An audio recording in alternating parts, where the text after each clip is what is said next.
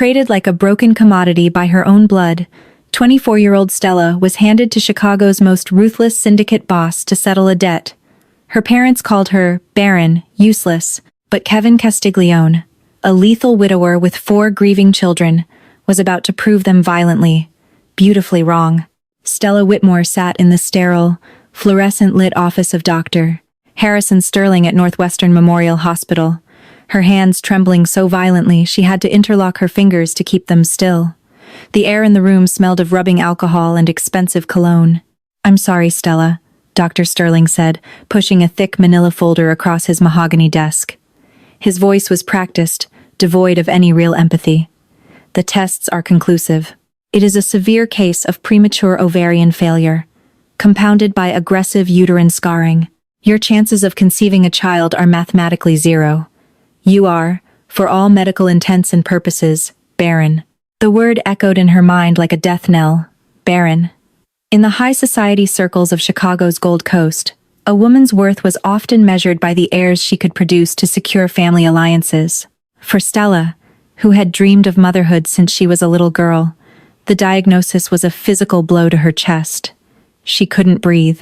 When she returned to the sprawling Whitmore penthouse overlooking Lake Michigan, she hoped for comfort. Instead, she found her parents, Andrew and Beatrice Whitmore, waiting in the formal living room. Andrew, a corrupt real estate mogul whose empire was built on laundering money for the Midwestern underworld, was pouring a glass of Macallan. Beatrice sat rigidly on a velvet sofa, her face a mask of disappointment. "Dr. Sterling called," Andrew said, not bothering to look at his daughter. "He gave us the news." Stella swallowed the lump in her throat. "Mom, Dad, I don't know what to do," the doctor said. "I know what the doctor said," Beatrice interrupted, her tone dripping with ice. "You are completely useless to us now, Stella. The Pendleton family called off the engagement an hour ago. Arthur Pendleton will not marry a woman who cannot give him a legacy. You have made a mockery of this family." "Made a mockery?" Stella whispered, tears finally spilling over her lashes. "I'm sick. This is my body failing me. And you're worried about a political alliance?" "I am worried about my life," Andrew roared, slamming his crystal glass onto the mantel, shattering it. "Do you have any idea the position you've put me in? I owe Kevin Castiglione $15 million by midnight tomorrow. The Pendleton dowry was supposed to cover it. Now, I have nothing to give him. Nothing except a defective daughter." Stella's blood ran cold. Kevin Castiglione was the undisputed head of the Chicago syndicate. He was 36, a brutal, calculating man who had ruthlessly taken over the family business after his father's assassination. He was a phantom who ruled the city's shadows, known for his cold-blooded efficiency and the trail of bodies he left in his wake. "What are you saying?" Stella backed away toward the foyer. "I called Kevin," Andrew said, straightening his suit jacket, his eyes dead and unfeeling. "I told him the money is gone, but I offered him a trade. He lost his wife 3 years ago. He has 4 feral children running around his estate in Lake Forest, driving away every nanny in the state. I told him he could have you, a permanent caretaker, a maid, a warm body." "You are going to work off my debt, Stella." "You sold me?" She choked out, the betrayal so profound her knees nearly gave out. "To a Mafia boss? I traded a broken heirloom to save my own skin?" Andrew sneered. "Pack a single bag. His men are waiting downstairs." The handover happened in the pouring rain at a deserted private airfield near Waukegan. Stella stood shivering in a thin trench coat, clutching her leather duffel bag.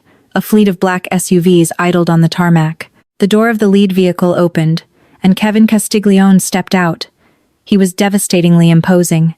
At 6'3", broad-shouldered, and dressed in a bespoke charcoal suit that clung to his athletic frame, he looked every bit the apex predator. His jaw was covered in dark stubble, and his eyes a piercing, icy blue, locked onto Stella. There was no warmth in them, only calculation. Andrew rushed forward, holding an umbrella over himself. "Dom, here she is, like I promised. She's obedient. She's quiet. And since she's barren, you don't have to worry about any complications. She's yours. The debt is clear?" Kevin didn't look at Andrew. His intense gaze remained fixed on Stella, taking in her tear-stained cheeks, her trembling lips, and the quiet dignity with which she held her chin up despite the terror in her eyes. "You talk about your daughter like she's a used car, Andrew." Kevin's voice was a low, gravelly baritone that sent a shiver down Stella's spine. It wasn't loud, but it commanded absolute authority. "She has no value to me anymore," Andrew replied, stepping back. Kevin finally broke eye contact with Stella and looked at Andrew. "The debt is clear. But if I ever see your face near my property, or if you ever attempt to contact her again, I will have you fed to the dogs. Get out of my sight." Andrew scrambled away, jumping into his town car and speeding off into the night, leaving his daughter standing in the rain with the devil. Kevin stepped forward, taking the heavy duffel bag from Stella's shaking hands. He pulled open the rear door of his SUV. "Get in, Stella," he said quietly. She hesitated, her heart hammering against her ribs. "Are you going to kill me?" Kevin paused, a flicker of something unreadable crossing his stoic features. "If I wanted to kill you, you'd already be dead.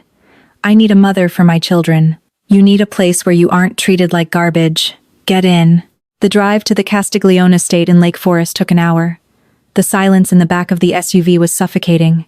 Stella stared out the tinted window as the city lights gave way to the dense, sprawling woods of the affluent northern suburbs.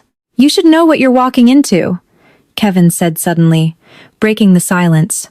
He was staring straight ahead, pouring himself a measure of bourbon from a hidden compartment. "My wife, Isabella, died 3 years ago in a car bombing meant for me. Since then, my children are difficult. I have gone through 14 nannies in 2 years."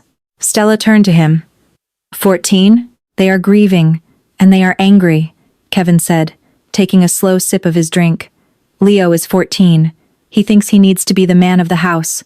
Sophia is 11. She hasn't spoken a single word since the day her mother died. And the twins, Matteo and Luca. They are 6, and they destroy everything they touch. I am not looking for a lover, Stella. I am looking for someone to tame the chaos. Your father told me you can't have children. Good. That means you won't be distracted.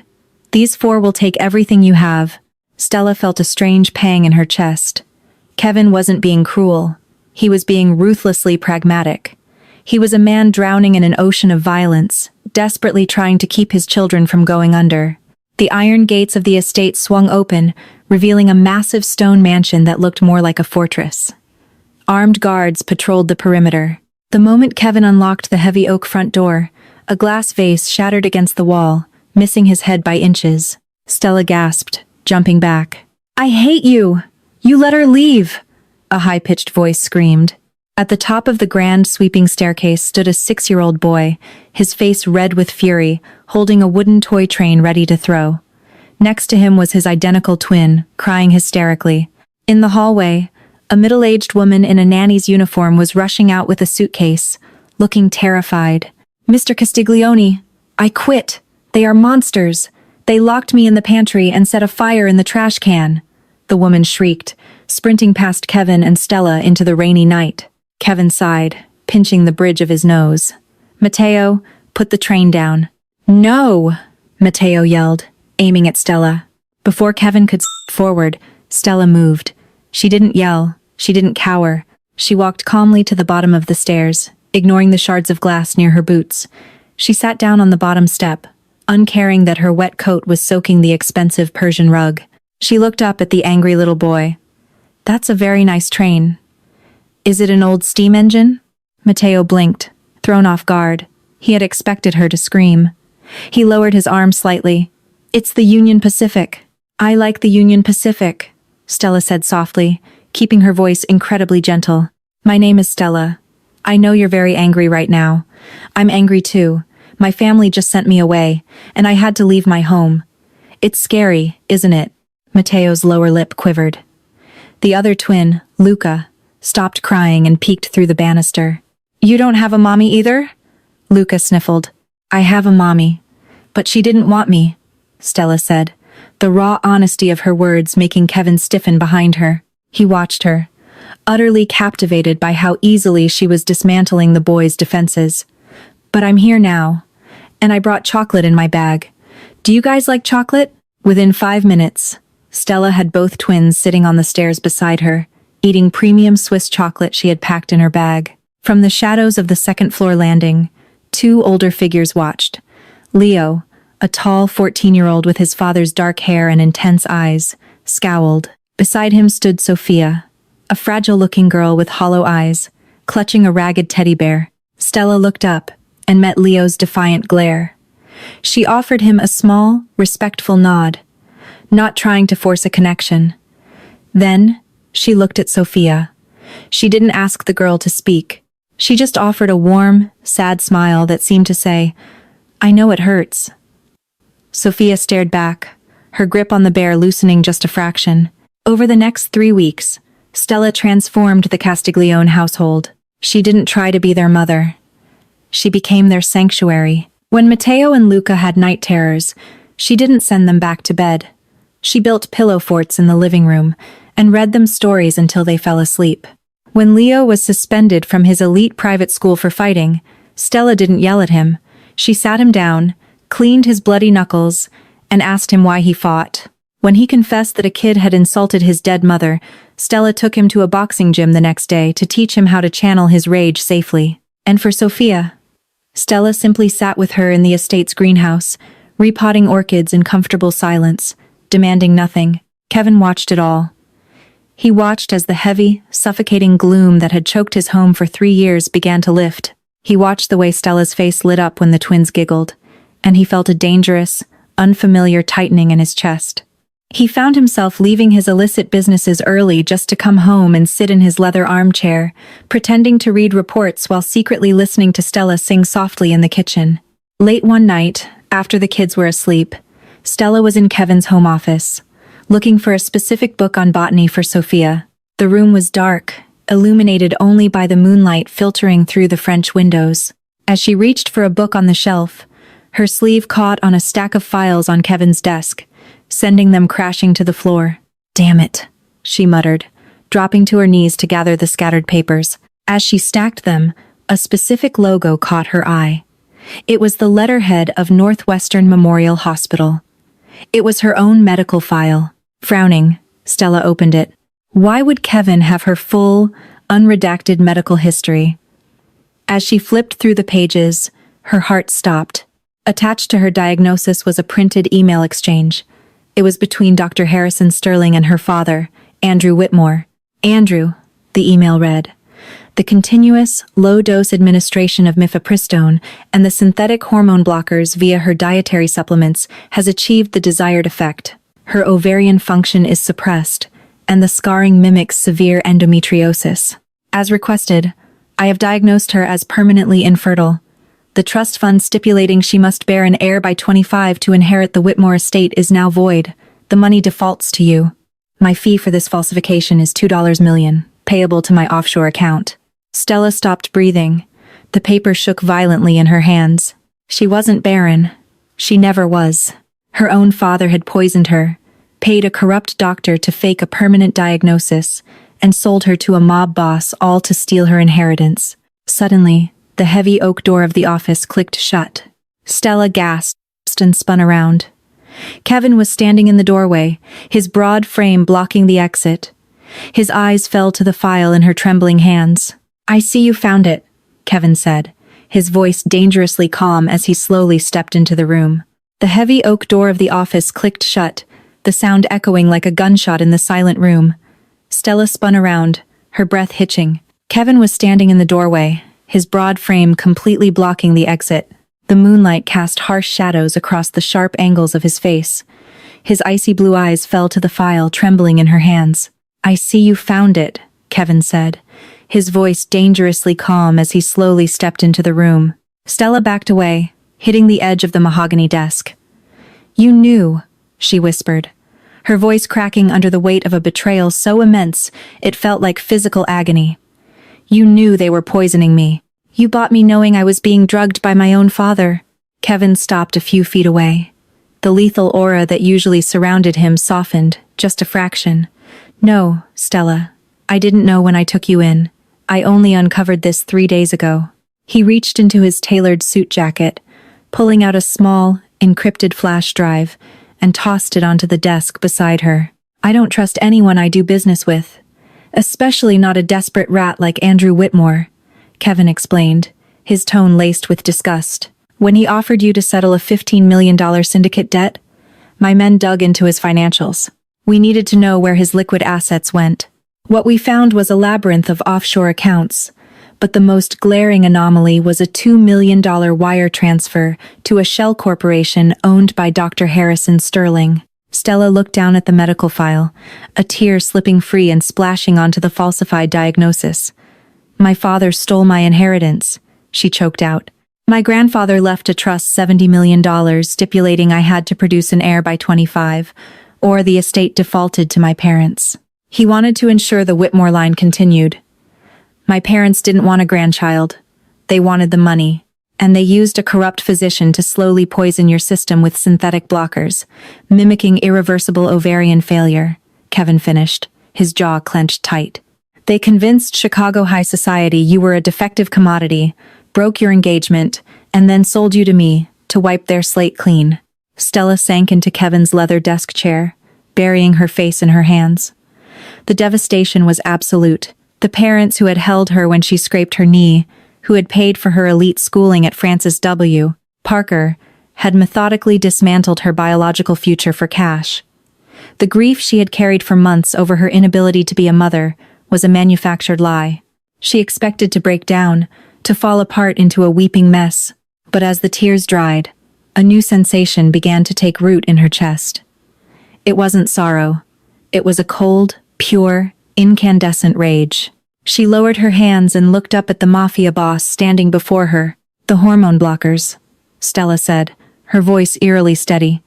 If I stop taking the dietary supplements they gave me, will the effects reverse?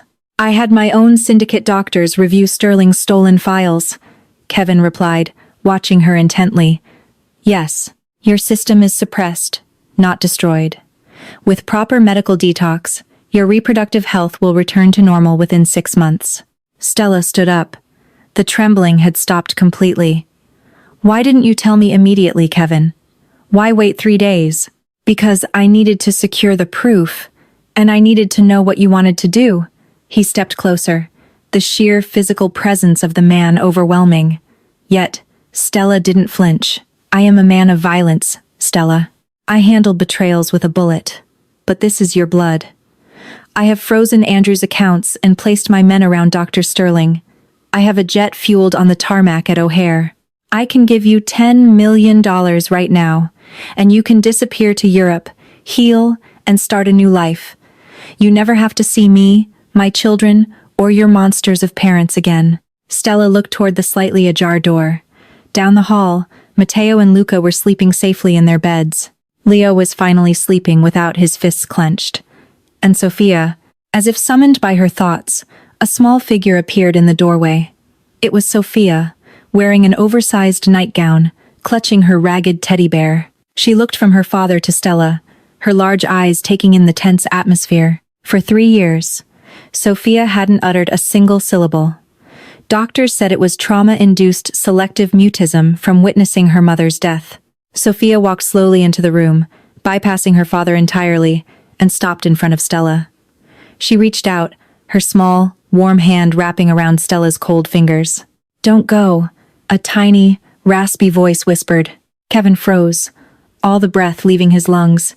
He stared at his daughter, his ruthless facade shattering instantly. Stella dropped to her knees, pulling Sophia into a fierce, protective embrace. She buried her face in the little girl's dark hair, closing her eyes as the final pieces of her broken heart knitted themselves together. She wasn't an heirloom. She wasn't a hostage. She was exactly where she was meant to be. Stella looked up over Sophia's shoulder, meeting Kevin's stunned, emotional gaze. The ice in her eyes matched his. "Cancel the jet," Stella commanded, her voice ringing with newfound authority. "I'm not running. I want my inheritance back. I want Dr. Sterling's medical license stripped. And I want to watch my father lose everything he values in this world." Kevin's lips curved into a slow, dangerous smile. "As you wish, Mia Regina." 2 months later, the grand ballroom of the Drake Hotel was dripping in opulence. Crystal chandeliers cast a warm glow over Chicago's elite politicians, socialites, and corporate titans mingling over glasses of Dom Perignon. Andrew and Beatrice Whitmore were the center of attention, hosting the charity gala to celebrate the restructuring of the Whitmore empire, funded entirely by Stella's stolen $70 million trust. Andrew, looking smug in a custom Tom Ford tuxedo, raised his glass to the mayor. To new beginnings, and to the strength of family, he toasted smoothly. The heavy, gilded double doors of the ballroom suddenly swung open with a resounding crash that silenced the string quartet. The crowd parted like the Red Sea. Stella walked into the room. She was no longer the mousy, defeated girl they remembered. She wore a stunning, floor-length crimson gown that hugged her curves, her blonde hair styled in sleek, old Hollywood waves. Around her neck sat a staggering diamond necklace, a Castiglione family heirloom. But it wasn't the diamonds that commanded the room's absolute silence. It was the man walking beside her. Kevin Castiglione, the phantom king of the Chicago underworld, radiated a dark, lethal energy. Flanking them were 6 men in dark suits, their presence alone enough to make the city's most powerful men sweat. Beatrice dropped her champagne flute. It shattered against the marble floor. Andrew's face drained of all color, his arrogant smile replaced by sheer terror. "Stella?" Andrew stammered, his eyes darting to Kevin, remembering the Mafia boss's threat to feed him to the dogs if he ever saw him again. What is the meaning of this?" "Kevin, we had a deal." "We did," Kevin said, his voice carrying easily across the dead-silent ballroom. "You gave me your daughter to clear your debt, but you sold me damaged goods, Andrew. You lied about her condition." Whispers erupted among the socialites. Stella stepped forward, leaving Kevin's side. She held a thick leather binder. "You told everyone my body was failing, Father," Stella said, her voice echoing off the vaulted ceilings. "You told Arthur Pendleton I was barren. You told the trust executors I could never fulfill my grandfather's will." She stopped in front of him, sliding a document from the binder. "But what you failed to disclose was that you were paying Dr. Harrison Sterling $2 million to slowly poison me with mifepristone and synthetic hormone blockers." Gasps echoed through the room. The mayor took a discreet step away from Andrew. "That is a lie. She's hysterical," Andrew shouted, panic bleeding into his voice. He looked around wildly. "Security, remove them." No one moved. The hotel security guards had already been quietly replaced by Castiglione men an hour prior. "It's not a lie, Andrew," Dr. Harrison Sterling's voice trembled. The crowd parted again as 2 of Kevin's towering enforcers practically dragged the disgraced physician into the ballroom. Sterling looked disheveled, terrified, and clutching a briefcase. "I gave the authorities everything," Sterling wept, looking at Andrew with venom. "The FBI has the wire transfers, the offshore accounts, the falsified medical charts. They know everything. Mr. Castiglione's lawyers made it very clear what would happen if I didn't cooperate with the federal indictments." "You idiot!" Beatrice shrieked at the doctor, losing all her aristocratic composure. Stella looked at her mother, feeling nothing but pity for the hollow woman. The $70 million trust has already been frozen by a federal judge. The fraud invalidates your claim to it. It defaults back to me. You are bankrupt, Father. You owe millions to the IRS, and the feds are waiting outside the hotel lobby to arrest you for grand medical fraud and embezzlement. Andrew lunged forward, raising his hand to strike the daughter who had ruined his empire. "You ungrateful little." He didn't make it halfway. Kevin moved with terrifying speed. In a blur of motion, he grabbed Andrew by the throat, lifting the older man inches off the ground. Andrew choked, his legs kicking wildly as Kevin's grip tightened like a steel vise. "I told you what would happen if you ever came near her," Kevin whispered, his voice a lethal hiss that sent shivers down the spines of everyone watching. "You are breathing right now only because Stella asked me not to paint this beautiful floor with your blood. You belong to the feds now. But if you ever speak her name again, federal prison will not save you from me." Kevin threw Andrew to the floor like a piece of garbage. He offered his arm to Stella. She took it, not sparing a second glance at her parents, as the FBI agents spilled into the ballroom to slap cuffs on Andrew and Beatrice Whitmore. The socialites watched in stunned silence as the Mafia boss and his new queen walked out, leaving the ruins of the Whitmore legacy in their wake. A year later, The Castiglione estate was unrecognizable. The dark, oppressive fortress was filled with sunlight and the chaotic, beautiful sounds of a family. Stella sat in the greenhouse, expertly pruning a rare blue orchid. Outside the glass walls, Kevin was playing a surprisingly competitive game of soccer on the lawn with Leo, Matteo, and Luca. Sophia was sitting nearby on a picnic blanket, sketching the scene in a notebook, occasionally shouting encouragement to her brothers. Stella smiled, placing a hand over her slightly rounded stomach. The medical detox had been successful. The poison was gone from her system, replaced by the blooming life of a new Castiglione heir, a little girl due in 4 months.